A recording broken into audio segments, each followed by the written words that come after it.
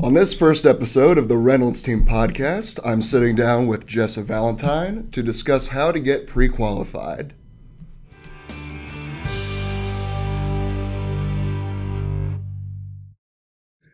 So, I think one of the biggest things in today's market is you've got to be especially prepared to be a buyer, especially with it being a seller's market in the current day.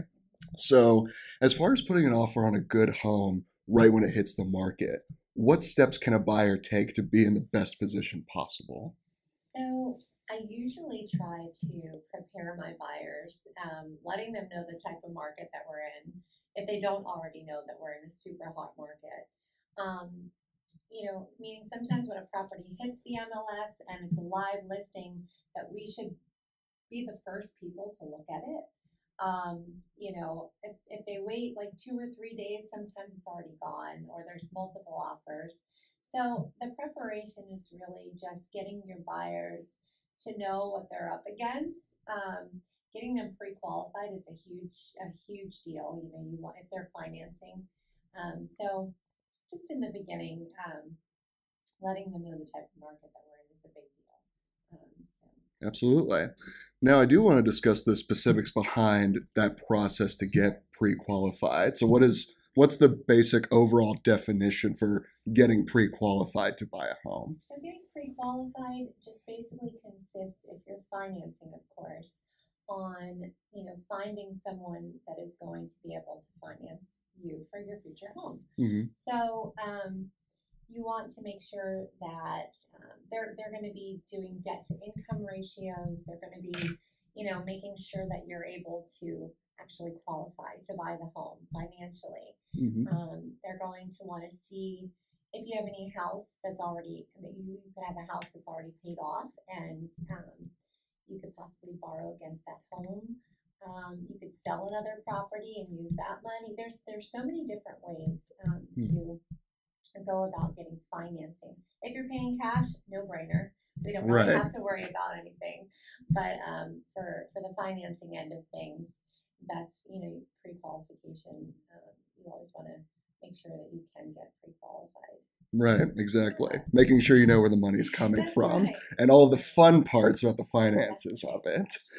So, typically, when you're talking to a client or a potential buyer, where do you usually direct them to go through the official process of getting pre-qualified? So I generally tell them they can either go to their bank, credit unions do it as well, mortgage lenders, obviously.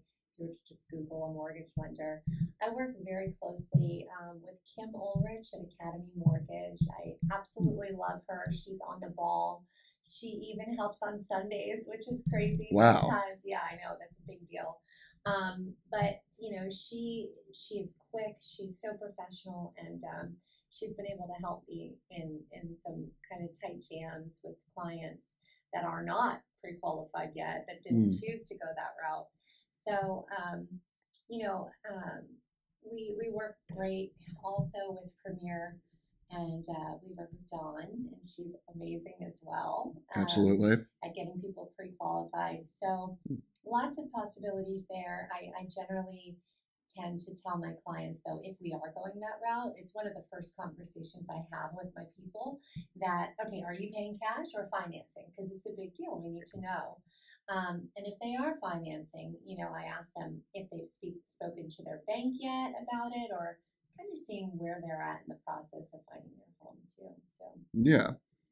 And especially with the process to get pre-qualified, it sounds like that can also determine the price range yeah, of home that the clients are 100%. looking for. Yeah, because a lot of clients that aren't this ahead of the game yet. Some people just really don't even know. Some people will call and say, "Oh, I love this home. I want to buy it." But okay, are you thinking about financing or paying cash? Financing, okay. Well, have you been pre-qualified? No. Well, do you know that you're able to get that amount? Mhm. To get the home. We haven't really thought about that. Okay, so let's get you hooked up with someone who could find that out for us. Okay, and so yeah, it's definitely a process, but a great process to go through. Yeah, Yeah, absolutely.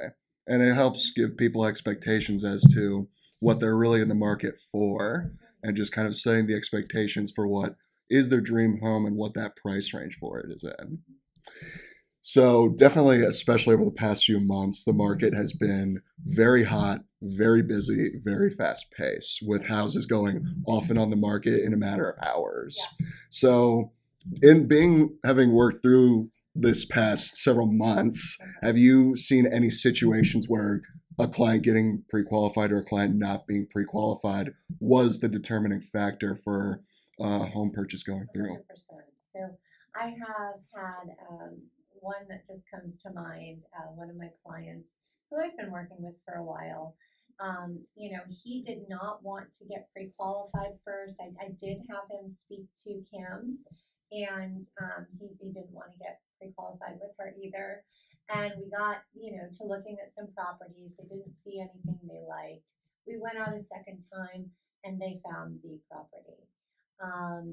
They were so excited, and I was like, no, don't get too excited, because I just knew, and of course I told them, but some people want to experience it on their own, and that's okay. But sure enough, he was like, well, we have this much for down payment, and we have to get financing and everything. And so I said, okay, let's start the ball rolling, right? And he said, well, I want to talk to my bank first and see if I can get a better rate. Then maybe Kim can give me a different rate. And I said, okay. So 3 days later, when we were finally going to write up the offer, there was already like 5 offers on the table. Oh, wow. And it was not the time, to go in, especially in today's market. When you have so many offers on the table, most likely there are cash offers that are going to beat you out if you're financing. So it's another thing to keep in mind. You want to be fully prepared and ready to go, so that when you do find that property, everything's taken care of on the back end. Absolutely correct. And I think one of the biggest transitions that the past few months has brought on is that in the previous years, home buying, depending on the market and the area you were in, was kind of a slow, go with the flow process, where it was really a matter of the buyer coming to you and the buyer having a lot of the power and leverage to take their time through those initial steps. That's right. And now, especially, it seems like what you're saying, there's been a huge transition with that. Yes, right. And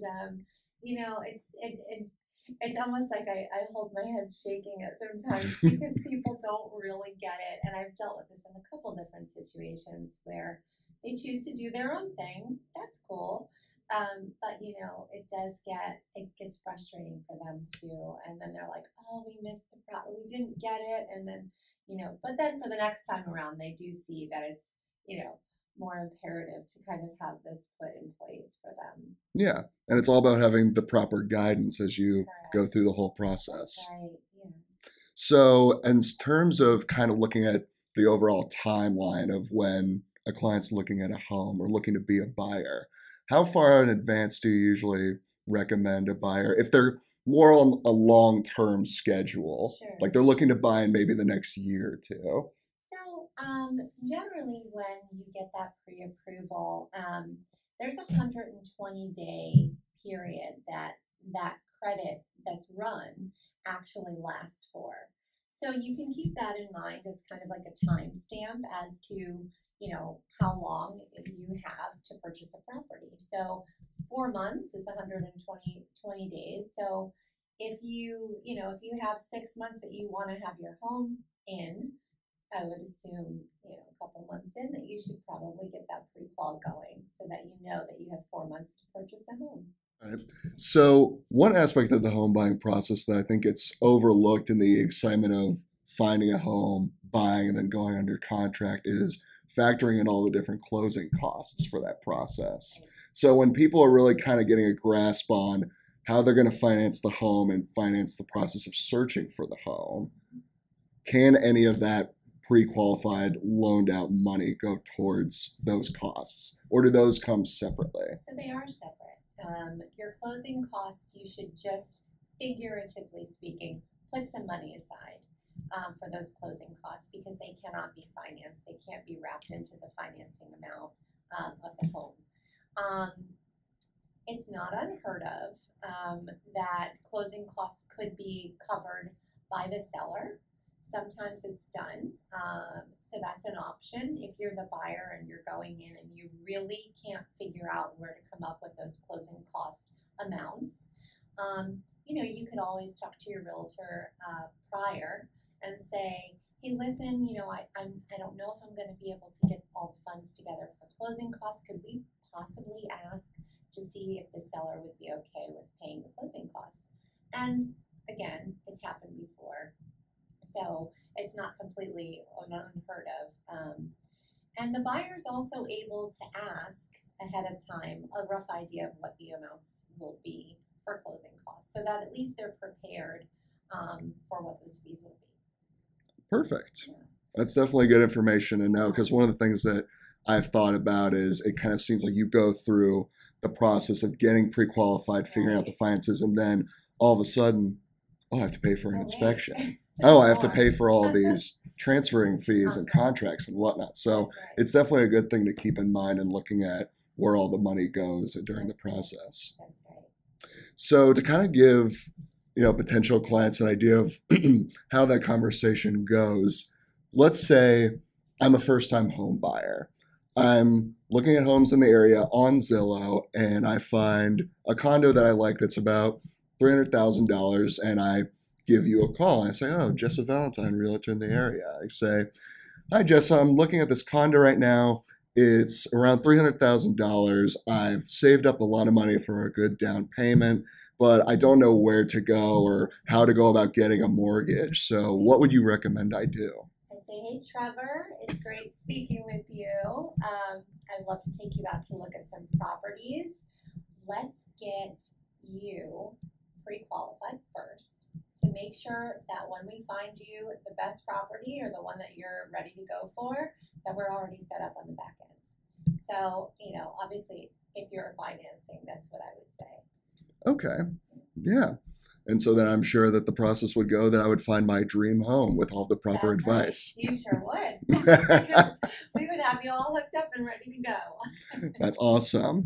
Well, that is all the questions that I have. And I would just like to ask if there's any final words or advice that you'd like to add or any kind of plugs you want to make. I really don't think that I have anything too much. I just know, that it is kind of an imperative step if you're planning on financing your home.